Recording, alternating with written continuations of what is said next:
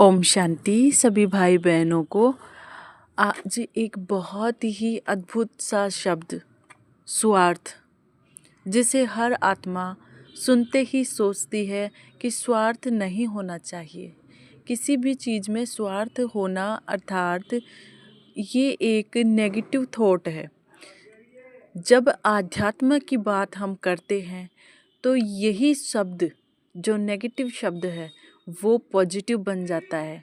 स्वार्थ का मतलब ही होता है कि स्वयं के लिए, स्वयं की मतलब आत्मा के लिए, आत्मा की उन्नति के लिए किया गया पुरुषार्थ, स्वयं के अर्थ में किया गया पुरुषार्थ ही स्वार्थ बनता है। और जब हम स्वयं के अर्थात देह के नहीं, आत्मा के प्रति, हर एक आत्मा है, जब आत्म स्मृति में रहकर हम कर्म करते हैं हमारे लिए, खुद की आत्मा के लिए, उन्नति के लिए, स्व उत्थान के लिए, तो वही कर्म हमारे लिए अच्छा बन जाता है। अर्थात हर एक आत्मा जब आध्यात्म को चुनती है, आध्यात्म पथ को चुनती है, तभी से वह स्वार्थी बन जाती है। क्योंकि जब दूसरों के लिए हम करते हैं तो देह से ही तो करते हैं, दूसरों के लिए करना और स्वयं के लिए करना, जब निस्वार्थ होके कार्य स्वयं के अर्थ के लिए करते हैं, वही आत्म उन्नति का मार्ग बनता है। इसलिए जब भी स्वार्थ शब्द आए स्मृति में, उस शब्द को आज से सकारात्मक रूप से सोचे। स्वयं की अर्थ में किया गया कार्य, मतलब स्वयं कौन? हम आत्माएं, मैं आत्मा अपने आत्म उन्नति के अर्थ में जो पुरुषार्थ कर रही हूँ वही मेरा स्वार्थ है। और स्वार्थ होना बहुत ज़रूरी है। अगर आध्यात्म में हम स्वार्थी नहीं बनते हैं तो हमारी आत्मा की उन्नति कभी नहीं होती है। हम अटके रहते हैं, बंधनों में फंसना, इरिटेशन में फंसना, लालच, लोभ, कर, अहंकार, काम, वासनाओं से एक जकड़े हुए पिंजरे में रहते हैं। और जब हम आध्यात्म में स्वार्थी बनते हैं अर्थात आत्म उन्नति की ज्वाला को प्रज्वलित कर लेते हैं, उसी समय से हम आत्माएं अपने कल्याण के, उत्थान के कार्य में लग जाती हैं। वही स्वार्थ हमें उन्नति की ओर ले जाता है, एक ऊंचे शिखर पे ले जाता है। अर्थात हम सभी बंधनों से छूट जाते हैं। हर आत्मा चाहती है कि मैं बंधनों से छूट जाऊं।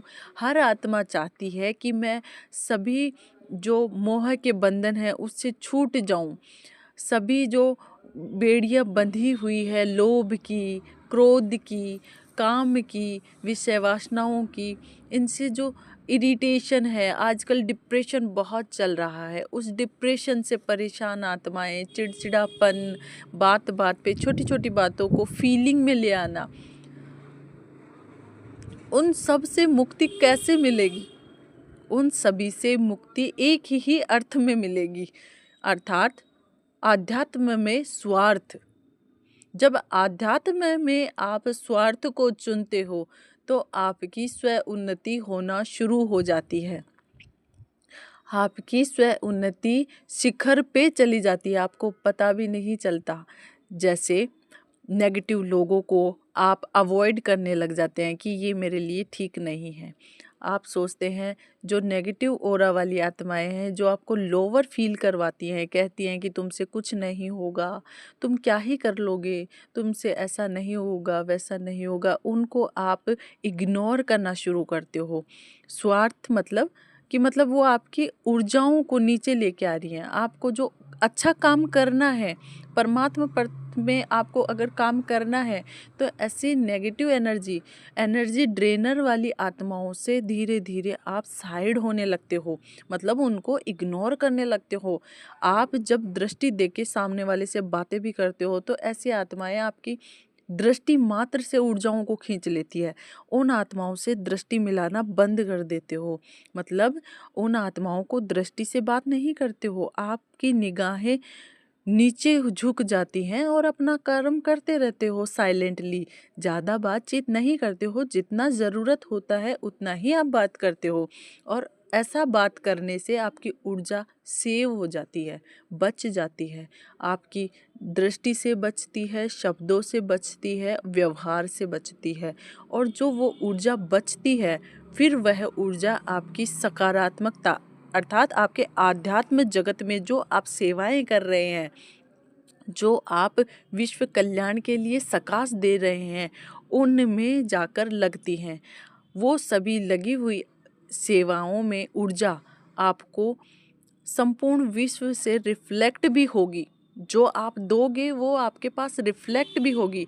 यदि आपके दो संकल्प आपसे निकल कर जा रहे हैं संपूर्ण विश्व कल्याण हेतु, तो संपूर्ण विश्व में जितनी आत्माओं के पास वो पहुंचते हैं, उतनी आत्माओं से आपके पास पुनः भी आते हैं। उनकी शुभ भावनाएं आपके पास लौट कर आती हैं। तो आपकी उन्नति होती है। जैसे जैसे उन्नति होती है, आप अपने आध्यात्म मार्ग में ऊपर उठते जाते हो, उठते जाती हो। बस शर्तें यही है कि आपको स्वार्थी बना रहना होगा। ऐसे आत्माओं को अवॉइड करना होगा। यदि अवॉइड नहीं करते हैं तो वो आपको, जैसे एक मेंढक ऊपर जा रहा है और दूसरा मेंढक उसके पैर पकड़ के खींच लेता है नीचे, वो काम करेंगे। अर्थात खुद तो दल में होते हैं, वो अन्य को भी दलदल में ले आते हैं। इसके लिए आपको उनको अवॉइड करना बहुत ज़रूरी है। और परमात्मा अर्थ में ऐसे ही कोई सहज नहीं आ सकता। जिसको भगवान खुद अपनी सेवाओं के लिए चुनता है, वही आत्माएं सिर्फ इस परमार्थ अर्थ में आती हैं, वही आत्माएं आती है। अन्यथा परमात्मा के पास आत्माओं की कमी नहीं है, सेवार्थियों की कमी नहीं है। जिस दिन जिस आत्मा पे उनकी दृष्टि जाती है, संकल्प जाते हैं, वो संपूर्ण रीति समर्पित होकर कार्य करने के लिए तैयार बैठे हैं। बहुत से सन्यासी बैठे हैं, बहुत से भक्त ऐसे बड़े बड़े बैठे हैं कि वो परमात्मा के एक इशारे पे चल दें। लेकिन हम बच्चे हैं, हम बाबा के बच्चे हैं। उन भक्तों से भी पहले बाबा ने हमें स्वीकार किया है, हमें अपनी सेवाओं में आगे बढ़ाने के लिए आगे किया है। इसलिए बाबा के बच्चे हैं, उस चीज़ का हमें इस अवसर का फ़ायदा उठाना है और अपने पुरुषार्थ हेतु कर्म करते रहना है। अर्थात यदि आपका स्थान के जिस स्थान पे आप रहते हो, उस स्थान पे यदि आपको साइलेंस नहीं मिलता तो आप छत पे घूमें, बाहर कहीं ऐसी जगह पे एक कोना ढूंढे जहां आप अपना सेवा कर सके। अगर सेवा नहीं होता है तो भोजन बनाते बनाते सेवा करें। भोजन बनाते बनाते सेवा नहीं होता तो झाड़ू लगाते लगाते सेवा करें, पोछा लगाते लगाते सेवा करें, कपड़े धोते धोते सेवा करें। जैसे जैसे आपकी सेवा बढ़ती जाएगी, आप को पता भी नहीं चलेगा कि आपकी सेवाओं से आप में कितना बल जमा हो गया। पुण्य आत्मा वो नहीं होती जो सिर्फ संसार में गऊ दान कर दिया, पैसे दान कर दिए, या बड़े बड़े आश्रम बना दिए, बड़े बड़े आश्रमों पर जाके दान कर दिया, वो नहीं होती। जैसे हम मनसा सेवा दान करते हैं, ये सबसे बड़ा दान है। जो हाथों का दान देते हैं वो हमारे पास 10 या 20% लौट के आता है। लेकिन संकल्पों का दान सृष्टि का सबसे बड़ा दान है, संसार का सबसे बड़ा दान है। अर्थात जैसा आप सोचते हो, संकल्प जैसे रचते हो, वैसे ही आप बनते जाते हो। अर्थात हमारे संकल्प मात्र से हमारा परिवर्तन शुरू हो जाता है। हमें ये नहीं सोचना पड़ता कि हमें क्या करना है, हमें क्या नहीं करना, हम कर सकते हैं या नहीं कर सकते। आपका काम है सिर्फ संकल्पों की रचना करना। जिस दिन आपने संकल्पों की शक्ति को समझ लिया, उसी दिन से परमात्मा आपके लिए कार्य करने लग जाएगा। आपको नहीं सोचना है कि ये कैसे होगा, ये मैं तो कुछ कर ही नहीं पाऊंगी, नहीं मैं कैसे ये सब हो जाएगा, मैं कैसे दूसरे घर में शिफ्ट हो जाऊंगी, या फिर मैं कैसे इन लोगों से बाहर निकल जाऊंगी। आपको सिर्फ संकल्प करने हैं कि मैं एकांत में रहती हूँ, एकांत में परमात्मा की सेवाओं में लगी हूँ। मैं आपको सिर्फ और सिर्फ संकल्प सकारात्मक रखने हैं। परमात्मा ने जब भी कहा है यही कहा है कि मैंने संकल्प किया और फिर सृष्टि का निर्माण किया। ये नहीं कि सृष्टि का निर्माण पहले कर दिया और बाद में बाबा के संकल्प आया कि मुझे सृष्टि का निर्माण करना है। नहीं, बाबा को पहले संकल्प आया कि मुझे सृष्टि निर्माण करना है, उसके बाद सृष्टि निर्माण हुई है। जब भी हम कोई कार्य करते हैं, यदि हमें चाय भी बनानी होती है तो चाय बनाने से पूर्व ही हमें 1 सेकंड या 2 सेकंड या 10 मिनट पहले ही हमारी बुद्धि में संकल्प आ जाता है, चाय का समय हो गया, चलो चाय बनाते हैं। वो संकल्प ही आपसे चाय बनवाता है, या फिर बिना संकल्प के आप जाके चाय बना लेते हो?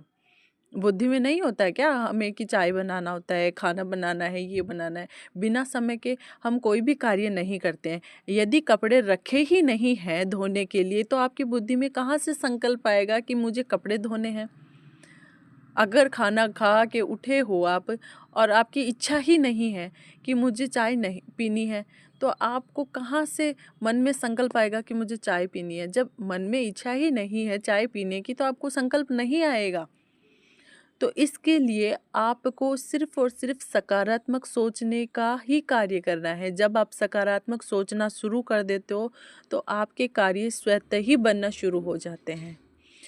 यदि आपको यह वीडियो अच्छा लगा हो और आपको यह बाबा के ज्ञान के पॉइंट ज्ञानवर्धक लगे हों, अच्छे लगे हों, आपके जीवन में मददगार बने हों और बन जाएंगे, जैसे जैसे आप इनको अपने जीवन में उतारते जाएंगे, ये आपकी मदद ज़रूर से ज़रूर करेंगे।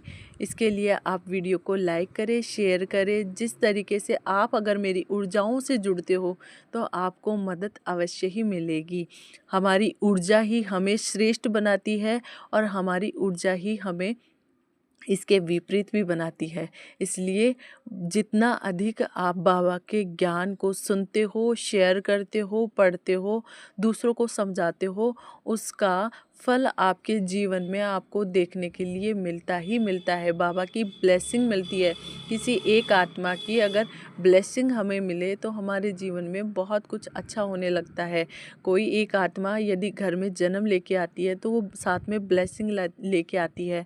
उसके आने मात्र से ही हमारे जीवन में कितना कुछ अलग अलग होने लगता है कि किसी को जॉब लग गई, कोई अगर बेटी घर में जन्म लेती है तो किसी की जॉब लग जाती है, कुछ अच्छा काम होने लगता है। यदि सोचो हमारे संकल्पों में परमात्मा ब्लेसिंग आ जाए तो हमारे जीवन में क्या कुछ नहीं हो सकता। सो प्लीज़ इसको लाइक करें, शेयर करें। धन्यवाद, बहुत बहुत शुक्रिया। हर एक आत्मा, हर एक पुण्य आत्मा को श्रेष्ठ और तीव्र पुरुषार्थी बनने की बहुत सारी शुभकामना। शुक्रिया। ओम शांति।